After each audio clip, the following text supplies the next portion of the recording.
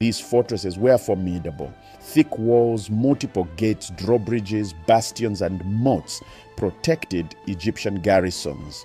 The largest at Buhen covered over 7 acres and had walls over 10 meters high. Egypt was clearly taking the Nubian threat seriously. For 400 years, Kerma chafed under Egyptian domination, but the kingdom survived, maintaining its cultural identity and building its strength. The rulers of Kerma continued to be buried in massive tumuli, surrounded by hundreds of sacrifice servants who would accompany them to the afterlife, a practice that showed both the rulers' absolute power and a religious system distinct from Egypt's. Then around 1700 BCE, Egypt's Middle Kingdom collapsed. The Hyksos, Asiatic invaders, conquered northern Egypt. Egyptian authority in Nubia evaporated almost overnight.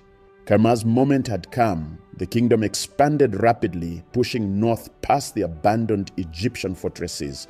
Kerma forces occupied the fortresses themselves, turning them into Nubian strongholds. At its peak, around 1650 BCE, the kingdom of Kerma controlled the Nile Valley from the Fourth Cataract all the way north to the First Cataract at Aswan, the border of Hyksos-controlled Egypt. The Kerma civilization reached its apex. The capital city grew to cover 25 hectares with massive mud brick buildings, including the famous Defufa, a temple structure over 18 meters tall that still stands today, the oldest standing structure in sub-Saharan Africa. Kerma had become a great power, dealing with Egypt as an equal. Diplomatic letters show that the Hyksos, as rulers of northern Egypt, and the kings of Kerma communicated as allies, possibly coordinating against the Egyptian resistance forces gathering in Thebes. But Egypt would not remain divided forever. Around 1550 BCE, the princes of Thebes launched a war of liberation against the Hyksos. They developed new military technology, the horse-drawn chariot, the composite bow, bronze-scale armor, and forged a new Egyptian state, the New Kingdom.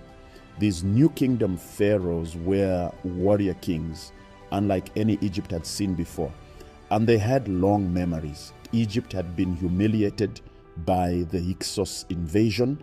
Nubia had taken advantage of Egypt's weakness. Now Egypt would have its revenge.